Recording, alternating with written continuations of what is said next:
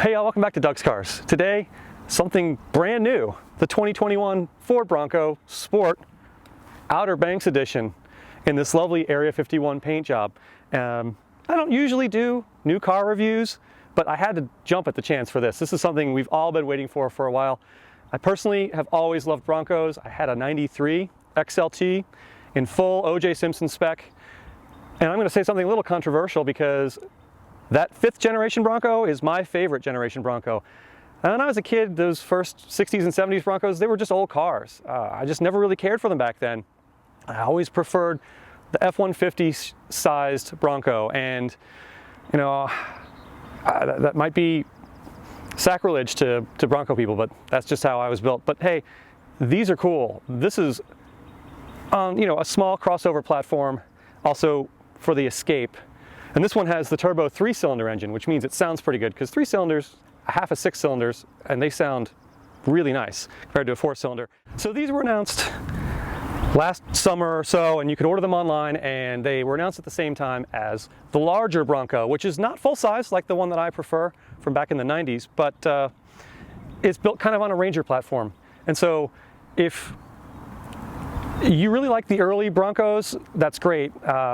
It's going to be more along the size of those. This is the size of like an XJ Cherokee, about 170 inches long. Those will be bigger, and you can actually get a V6 with those, but no V8. And I believe that's a terrible mistake on Ford's part because their main competition is the Wrangler, and that now has a V8. And to some extent, the new Defender, which you can get as a 2-door, is coming with a V8. That's something I would actually be interested in because the 2-door V8 Defender, I mean, that's just an awesome thing that no one's going to buy.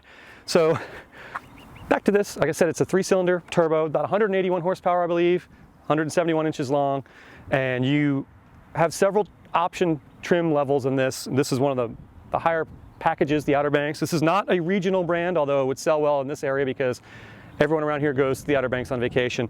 But no, this is a package that you can get in all 50 states.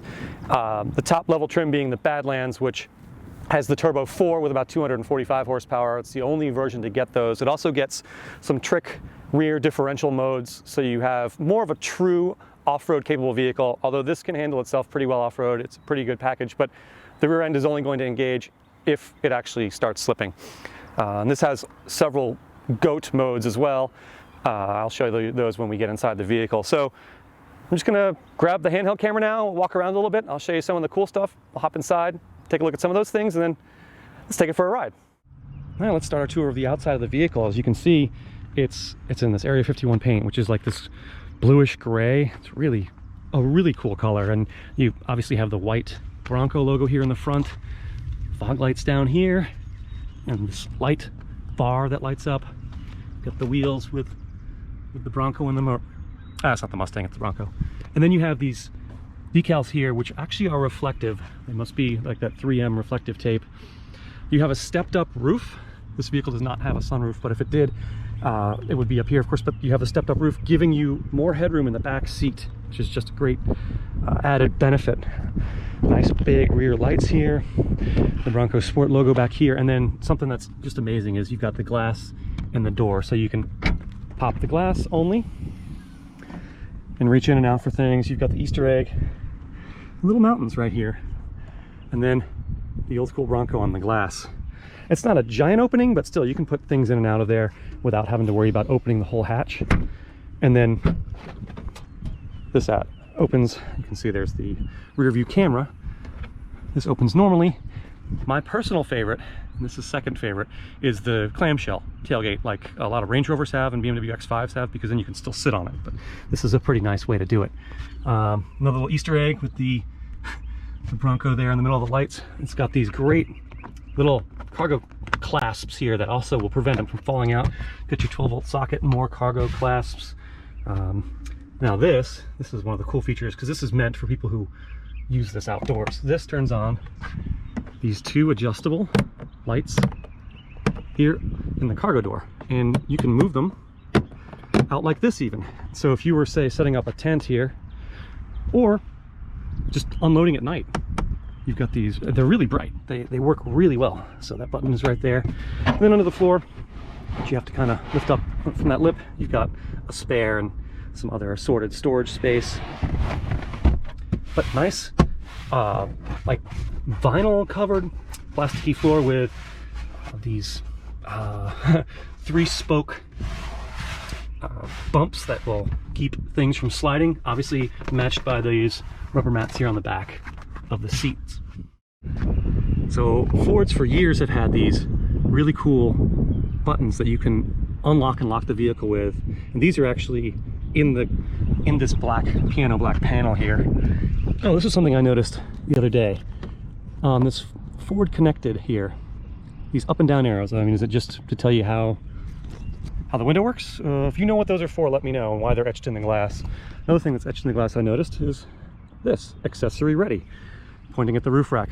That's right, there's going to be a lot of stuff available for this car. People can personalize it to do all kinds of amazing things. I can't wait to see some of the builds, because they're going to be overlanding these for sure. The really cool thing about the interior on this Outer Banks model is just the different materials that are used. This interior trim is called Ebony Roast, and you can see there's a coffee color along with this like gray felt, and then another like dark charcoal leather on the seats, and they're even embossed with the Bronco logo. They did a really nice job of laying out this interior. This is based on the Ford Escape, but it's not a Ford Escape. There's just a lot of cool things in here that you cannot get in one of those, and this interior is one. I was just talking with the owner a moment ago, and I have a BMW i3, and it's several years old now, but it was one of the first vehicles I can recall getting in that wasn't just stupidly expensive, that had multiple different upholstery and touch materials in the interior, along, you know, wool, leather, cloth, wood. And this really feels like they put a lot of time and attention to detail into this interior. And you know, for the price of this vehicle, which is in the lower $30,000 range, that's really cool. I like to see that. The cool part about this car is, again, you've got a lot of areas in the back seat where you can store things. You've got these, you can fill those full of number 2 pencils, and this zipper pouch, which actually goes in quite deep and is lined with material that echoes the same trident shapes that are in the trunk area. And then you've got these little pouches here where I guess you could stick a small cell phone or an iPod, or are iPods still a thing? I don't know. But you also just have this nice, comfy fold-down rear armrest, and the back seat is fairly large, but I'm about 6'3", so you know, I fit back here behind the seat, adjusted for me. It's not huge. I mean, it's a small crossover SUV, but I could easily ride back here for a decent amount of time without being cramped, and it would easily seat 4 full-size adults, which is, you know, pretty good for a vehicle this size. All right, now let's check under the hood. So this is the EcoBoost, sorry, 3-cylinder. It's a 1.5 liter turbo, makes 181 horsepower. It is clean under here, and you can see the engine runs transversely because this is a front-wheel drive based vehicle. But this is, of course, all-wheel drive, and you can, well, the battery even says FOMOCO on it. Yeah, it's pretty well packaged, and you know, it's going to have a decent amount of power. Again, if you get the top level model, you get the 4-cylinder, which has about 65 more horsepower, which would make this thing really move. But it's only available in the top model for some reason. It'd be interesting to see if they would ever offer that in the other models as well. But hey, you get the top model, you get the best stuff. You've got some really cool graphics here on startup.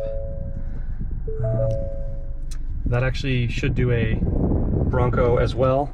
So this is interesting. I found this in the glove compartment, and I asked if this is one of those feminine products for use while camping.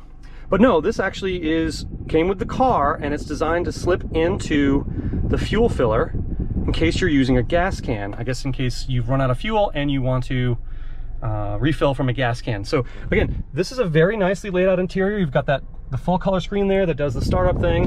You've got these really nice rubberized vent turns. Nice size screen here. It's not huge, but you know, there's not a whole lot of dash real estate there. Nice steering wheel, leather wrapped with good buttons on it, good controls. You've got the headlight controls down here, and a trunk release. All the buttons and switches feel quality. Electronic parking brake, of course, and you've got the auto hold. So when you're behind the vehicle. You turn that on, you can let off the brakes. The brake lights will stay on, the brakes will stay on, but you don't have to hold your foot on there.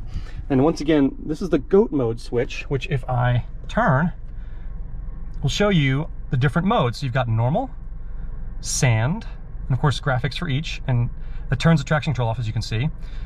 Let me go back through normal, eco or echo, which probably just messes with the air conditioning. Sport, which makes everything red and angry, and then slippery, which is icy.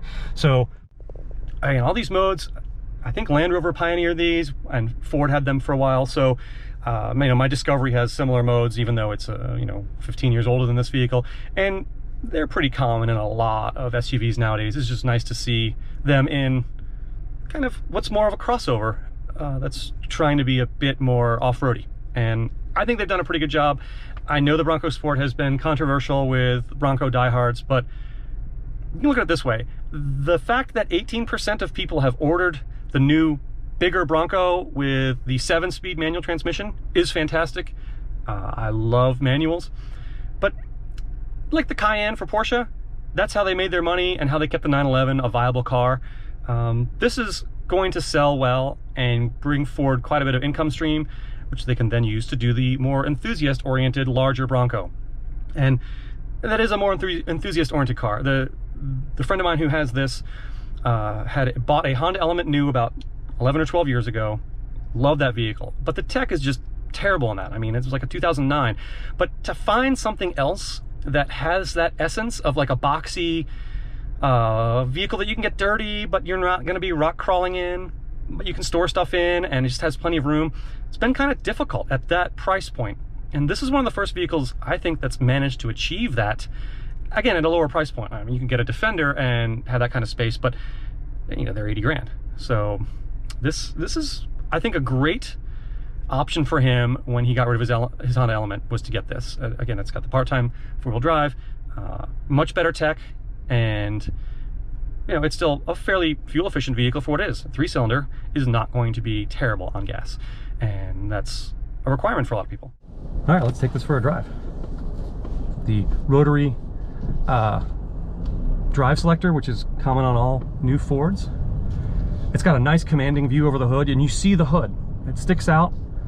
It's got bumps in it to make it look powerful, and yeah, actually it's nice, smallish steering wheel, and which is good because then you have more room around it.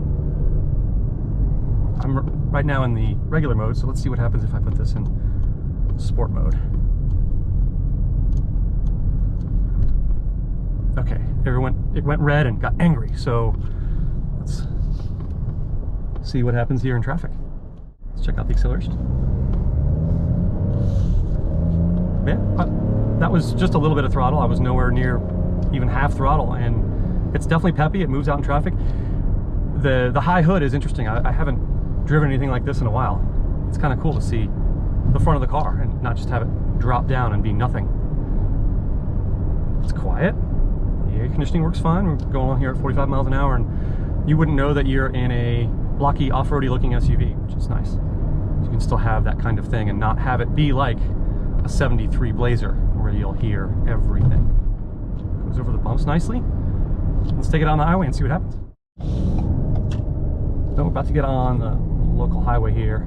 I've noticed that it has the modern turn signal, which is a noise actually played through the sound system and not a relay click like old cars. Yeah, it's handling this little on-ramp quite nicely. There's a little bit of body lean, as you'd expect in a taller vehicle, but merging should be fun because now they're like mowing or something.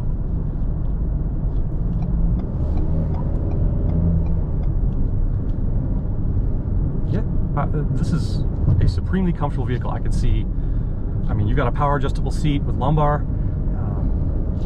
You could eat up the miles in this, no problem. Let's see if we can get, you can kind of get a little bit of the turbo hiss, which might actually be, I don't think this is a vehicle where they pump in sound through the stereo, but it could be, since people are going more and more to that. But it sounds good when you step on it, and the brakes are really nice. There's no brake travel before they start. stopping the vehicle, which is really cool. Gas here. You probably can't even hear much of the engine note in the camera because it's quiet, but it does have a nice sound, and it's not obtrusive, but it's there, which is good. And yeah, going 60 miles an hour, and I mean, I barely hear any wind noise. Nice job for it. Decided to pull off and go down kind of a side street here and see what it's like. This is a fairly busy road along the river. There's a lot of people out enjoying this beautiful day now that it's finally spring. Because of that, this is a city-maintained road, and they haven't done the best job of things in a while. And driving over that steel plate felt fine. It didn't cause any squeaks or rattles, and you know, it's a brand new car, so there better not be any. But I've been really enjoying this. I was just remarking how much I really like the brakes in this. They are instant on, and they just have a really good feeling of confidence when you use them. So I came into this knowing that I was probably going to like this vehicle, and it absolutely lived up to that. That being said, there's not too many modern cars that are just terrible cars, but this is a good one, and I have really enjoyed driving this, and I hope that if you're interested in one of these, you'll go check one out, because I highly recommend it. And there are other trim models available. You can get a base one. You know, it doesn't have all the fanciness of this one, but this is not an overly expensive vehicle for the content you get. And uh-oh, I'm gonna drive through some water here. Fresh wash job, all gone. Oh, we're off-roading now. Just wanted to give you a view of what the hood looks like when you're driving. I just think that's really cool. Like, it's up high and you see it, and that's kind of unusual in modern cars. So there you have it, the 2021 Ford Bronco Sport Outer Banks Edition. This is a truly unique vehicle.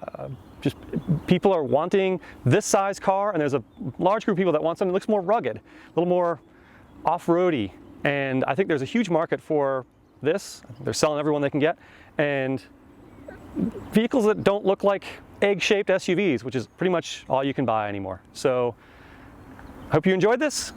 Please hit subscribe if you did, because there'll be more cool stuff coming your way on Doug's Cars. Thanks for watching.